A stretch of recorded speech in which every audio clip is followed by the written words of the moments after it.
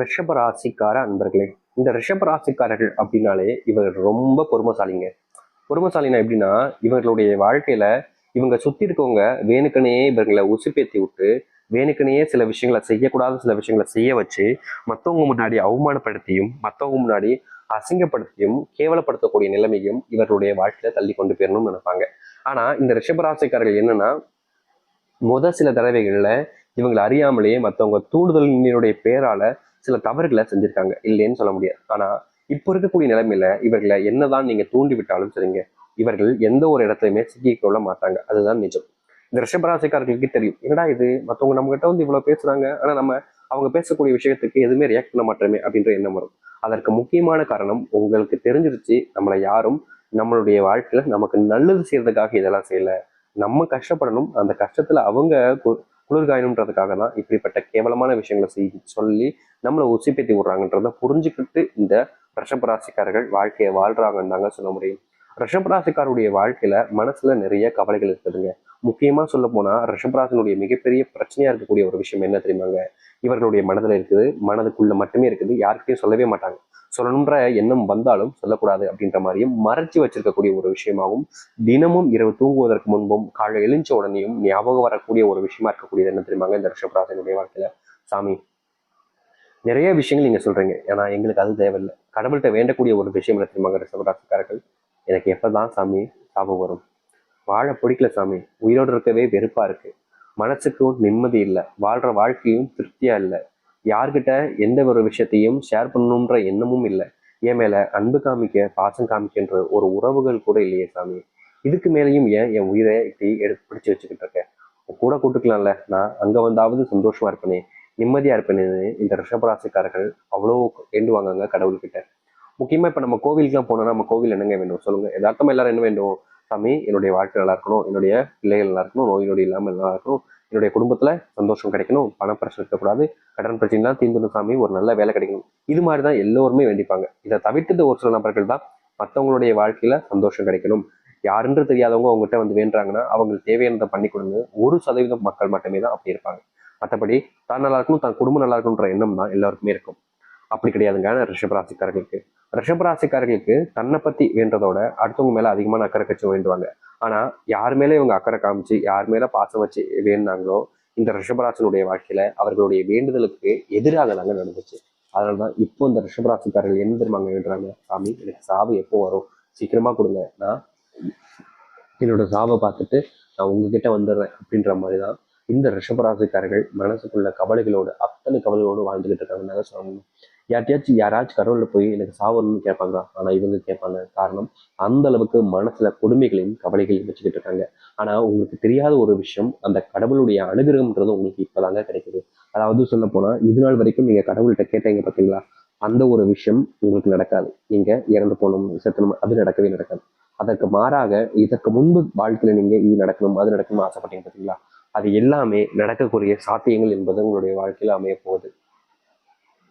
அந்த கடவுளுடைய ஆசீர்வாதத்துல இந்த ரிஷபராசிக்காரர்கள் வாழ்க்கையில மிகப்பெரிய முன்னேற்றத்தையும் மாற்றத்தையும் பார்க்க போகிறார்கள். இவருடைய முன்னேற்றத்தை பார்க்கும் பொழுது பல நபர்களுக்கு வயிறு எரியும். இவன் இப்படியா, இவன் இப்படி போயிட்டானா, இவன் எந்த அளவுக்கு வந்துட்டானா அப்படின்ற அளவுக்கு உங்களுடைய வாழ்க்கைன்றது மாறப்போகுது. இது நிஜங்க, நடக்க போகுது, நடந்தே தீரப்போகுது. அது என்னவென்று பார்ப்போம். இந்த ரிஷபராசினுடைய வாழ்க்கையில் நடக்க போகிற விஷயங்கள் இன்னும் தெரிஞ்சுக்க முன்னாடி நம்முடைய சேனலுக்கு நீங்கள் ஒரு புதிய பார்வைகள் இருக்கணும். இது வரைக்கும் நம்ம சேனல் நீங்க சப்ஸ்கிரைப் பண்ணாமல் பார்க்குறேன்ற போதும் சேனலை மறக்காம சப்ஸ்கிரைப் பண்ணிக்கோங்க. பக்கத்தில் இருக்கக்கூடிய பெல் ஐக்கானை கிளிக் பண்ணிக்கோங்க. அப்பதான் நம்ம போடக்கூடிய அனைத்து தகவல்களும்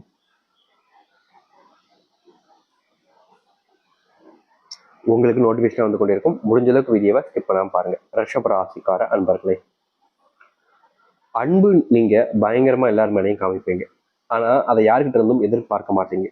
ஆனா உங்களுடைய வாழ்க்கையில சுத்தி இருக்கக்கூடிய நபர்களுக்கு அன்பு கிடைக்கும் போது நம்ம மேலேயும் அன்பு காமிக்க இப்படி ஒருத்தர் கிடைக்க மாட்டாங்கன்னு ஆசைப்படுவீங்க. அப்படிப்பட்ட அதையெல்லாம் தாண்டி அதை கனவுல கூட நினைச்சு பார்க்க முடியாத அளவுக்கு உங்க மேல அன்பு காமிக்க ஒரு உறவுன்றது வரும். அது காதல், காதலி, கணவன், மனைவி, இல்லை உங்களுடைய அம்மா அப்பா, உங்களுடைய கூட பிறந்த சகோதரர்கள், அவர்களுக்கு இது நாள் வரைக்கும் இருந்த புரிதல் இல்லாம இருந்திருக்கும். இந்த புரிதல், அந்த புரிதல்கள் கிடைச்சி உங்க மேல பயங்கரமான அன்பையும் காதலையும் கொண்டு வருவாங்க. நீங்க என்ன விஷயத்த சொன்னாலும் சரிங்க, அவங்க கிட்ட போயிட்டு பேசிக்கிட்டு இருக்கும்போது எதை சொன்னாலும் சரி அவங்க புரிஞ்சுக்கிட்டு நீ சொல்றியா கரெக்ட், நீ சொல்றியா அது தப்பே இருக்காது அப்படின்ற அளவுக்கு உங்களோட மேல அவங்களுக்கு நம்பிக்கைன்றதும் வர ஆரம்பிக்கும். இதற்கு முன்புலாம் இந்த ரிஷபராசிக்காரர்கள் மேல துளி அளவு கூட நம்பிக்கைன்றது இருக்காதுங்க. இவங்க எந்த ஒரு விஷயத்த செய்ய போனாலும் சரி, உன்னால முடியாது, செய்யாத, நீ எதுக்கு இதெல்லாம் வேலை தேவையில்லாத செய்யற, இந்த மாதிரி பிசினஸ் எதுக்கெல்லாம் பண்ணணும் அப்படின்ற மாதிரி எந்த செய்ய போனாலும் சரி, ஒரு பிசினஸா இருக்கலாம், இல்லைன்னா ஒரு புதுவிதமா இதை செஞ்சு பார்க்கலாம்ன்றதுக்காகவும் இருக்கலாம். எதை செய்ய போனாலும் சரி, உன்னால முடியாது, செய்யாத செய்யாதன்னு எதை செய்ய போனாலும் செய்யாதன்றத மட்டும்தான் சொல்லியிருப்பாங்க. ஆனா இனி வரக்கூடிய காலங்கள்ல ரிஷபராசினுடைய திறமையை புரிஞ்சுக்கிட்டு ரிஷபராசிக்காருடைய அந்த அனுபவத்தை புரிஞ்சுக்கிட்டு உன்னால முடியும்டா அப்படின்னு உங்களுக்கு ஊக்கம் கொடுக்கக்கூடிய விதமாக உங்களுடைய குடும்பத்தார்களே வந்து நிற்பாங்க. நீங்க தனிமையா ஒரு விஷயத்த பண்றதோட குடும்பத்தோடு சேர்ந்து ஒரு விஷயத்த பண்ணீங்கன்னா வெற்றின்றது கட்டாயம் நிச்சயமா தான் இருக்கும். அது எல்லாருக்கும் தெரிஞ்ச விஷயம் தான். அப்படிப்பட்ட ஒரு விஷயத்த நீங்க உங்களுடைய வாழ்க்கையில செய்ய போறீங்க. குடும்பத்தினருடைய துணையோடு வாழ்க்கையில ரிஷபராசிக்காரர்கள் வெற்றி பெறுவார்கள். தனிமையில மட்டுமே இருந்த ரிஷபராசிக்காரர்களுக்கு தனிமைன்றது நீங்கும். குடும்பத்தினுடைய அன்பு பாசம் எல்லாம் கிடைக்கும். இதுநாள் வரைக்குமே இவர்களுடைய வாழ்க்கையில வேலைக்கு போவாங்க. ஆனா இவங்களுக்கு தேவையான சம்பளம்ன்றது கிடைக்காது. அதை இன்னைக்கு தரேன், நாளைக்கு தரேன், நாளைக்கு தரேன்னு கொஞ்சம் கொஞ்சமா பேசிக்கிட்டே இருப்பாங்க. ஆனா கிடைக்கும். ஆனா அன்னை தேவைப்படுற அன்னைக்கு சம்பள தேதி அன்னைக்கு சம்பளம் கிடைக்காம பல வாரங்கள் கழிச்சு கிடைக்கக்கூடிய நிலைமையில இருக்கும். இனி வரக்கூடிய காலங்களில் ரிஷபராசனுடைய வாழ்க்கையில சம்பளம் போடுற அன்னைக்கு சம்பளம் கிடைக்கும் சொன்ன அன்னைக்கு உடனடியாகவே இவர்களுக்கு தேவையான பணம் சம்பளம்ன்றது கிடைச்சிருங்க. அது மட்டும் இல்லைங்க, ரிஷபராசனுடைய வாழ்க்கையில இவர்கள் மற்றவர்கள் முன்பு என்னைக்குமே கை கட்டி நிற்கக்கூடாது அப்படின்னு நினைப்பாங்க. அதாவது சுயமரியாதையை இழந்து நிற்கக்கூடாது அப்படின்னு நினைப்பாங்க. அப்படிப்பட்ட எண்ணம் நிறைவேறக்கூடிய விதமாக இவர்களுடைய வாழ்க்கையில முன்னேறுவாங்க. மற்றவர்கள் முன்பு கை கட்டி நிற்க மாட்டாங்க. மற்றவங்களுடைய அணுகுமுறையை வச்சு இவர்களுடைய வாழ்க்கையில அன்பும் பலமும் நிறையவே வந்து சேருங்க. பணப்பிரச்சனைகள் நீங்கக்கூடிய ஒரு வாழ்க்கையாக இனி வரக்கூடிய காலங்களில் இந்த ரிஷபராசிக்காரர்களுக்கு இருக்கும். இவர்களுடைய வாழ்க்கையில சின்ன வயசுல இருந்தே பணப்பிரச்சனை பண கஷ்டத்திலேயே நிறையவே வாழ்ந்திருப்பாங்க, பார்த்துருப்பாங்க. ஒரு நாள் சாப்பிட்னா கூட பணம் இருக்கும் போதும் ஹோட்டலில் சாப்பிடலாமா அப்படின்ற அளவுக்கு யோசிக்கக்கூடிய அளவில் யோசிப்பாங்க. காரணம், இவங்களுடைய வீட்டில் செல்வம் என்றது இருந்தாலும் இல்லை செல்வம் இல்லைனாலும் சரிங்க, தான் செலவு பண்ணக்கூடிய ஒவ்வொரு பணத்துக்கும் யோசிச்சு செலவு பண்ணக்கூடிய நபர்கள் தான் இந்த ரிஷபராசிக்காரர்கள். இப்படிப்பட்ட ரிஷபராசினுடைய வாழ்க்கையில இனி அந்த செல்வ பிரச்சனைகள், செல்வ கஷ்டங்கள், கடன் பிரச்சனைகள் இருந்தாலும் அது அனைத்துமே முழுவதுமாக நீங்கி மற்றவர்கள் முன்னிலையில் ஒரு உயர்ந்த நபராகவும் மற்றவர்களுடைய முன்னிலையில் இப்படிப்பட்ட ஒரு ஆளாப்பா அப்படின்னு கேட்கக்கூடிய விதத்துல இவர்கள் வாழ்க்கையில சந்தோஷத்தையும் மகிழ்ச்சியும் கொண்ட நபராக மாறப்போகிறார்கள் இந்த ரிஷபராசிக்காரர்கள். ரிஷபராசினுடைய மனசுல எப்பவுமே இருக்கக்கூடிய ஒரு கேள்வி என்ன தெரியுமாங்க? சாமி, எனக்கு சாமி நான் ஒரு சொந்த வீடு கட்டுவேன். சொந்த வீடுன்றது இல்லாம என்னுடைய சகோதரிகள் முன்பும் சரி, என்னுடைய குடும்பத்தார்கள் முன்பும் சரி, என்னுடைய வாழ்க்கையில நான் ரொம்ப கஷ்டப்படுறேன். அவங்கெல்லாம் சந்தோஷமா தான் இருக்காங்க. என்னுடைய குடும்பத்தார்களிடமிருந்து சொத்தோ இல்லை பணமோ இல்லை ஏதோ ஒரு விஷயத்துல எனக்கு எதுவுமே கிடைக்கல சாமி. எல்லாமே அவங்க எடுத்துக்கிட்டு என்ன ஒரு அனாதை போலையும் ஒரு ஒரு ஒரு ஒரு கேவலமான ஒரு நபரா பாக்குற மாதிரி பார்த்து என்ன அமைச்சிட்டாங்க. இப்ப வரைக்கும் நான் வேலைக்கு போறேன், நான் வீடு கட்ட முடியுன்ற ஒரு ஆதங்கம் இருந்துச்சுல, அதையெல்லாம் நீங்கக்கூடிய விதமாக சொந்தமா ஒரு வீடு கட்டி யார் யாரெல்லாம் உங்களிடம் பணம் இல்லை, செல்வாக்கு இல்லை, சொந்தமா வீடு இல்லைன்னு ஒதுக்குனார்களோ அவர்களே தேடி வரக்கூடிய அளவுல இந்த ரிஷபராசிக்காரர்கள் வாழ்க்கையில மிகப்பெரிய ஒரு வீட்டை கட்டி அதுல குடியேறக்கூடிய காலங்களாக இருக்க போகுது இந்த வரக்கூடிய காலங்கள்ல. அது மட்டும் இல்லைங்க, ரிஷபராசினுடைய வாழ்க்கையில மிகப்பெரிய பிரச்சனை என்னது, வாடகை வீட்டுல இருந்து வேற வாடகை வீட்டுக்கு மாறலாமா, இந்த வேலையில இருந்து வேற வேலைக்கு மாறலாமான்ற கேள்வி இருக்கும். இந்த சூழ்நிலைகள்ல அது உங்களுக்கு கொஞ்சம் சாதகமா அமையலைங்க. ஆனா வருகின்ற காலங்கள்ல உங்களுக்கு ஏற்றதாக மாறக்கூடிய சூழ்நிலைன்றது அமையும். அதுல கவலைப்பட வேண்டிய அவசியமே இல்லைங்க. உடல் சார்ந்த நோய் உபாதைகள் என்பது இந்த காலகட்டங்களில் ரிஷபராசிக்காரர்களுக்கும் குடும்பத்தார்களுக்கும் கொஞ்சம் அதிகமாக இருப்பதால செல்வத்தை கொஞ்சம் சேமிச்சு வச்சு உடல் சார்ந்த நோய்களுக்கு தேவையான நேரங்களில் அதை பயன்படுத்திக்கிறதுன்றது ரொம்ப நல்லதுங்க. நீங்க செல்வம் பணம் அதிகமா இருக்குன்றதுக்காக செலவு பண்ணிடலாம், இல்லை வேற ஏதாச்சும் ஒரு இன்வெஸ்ட்மெண்ட் பண்ணலாம் அப்படின்னு செலவு பண்ண பார்ப்பீங்க.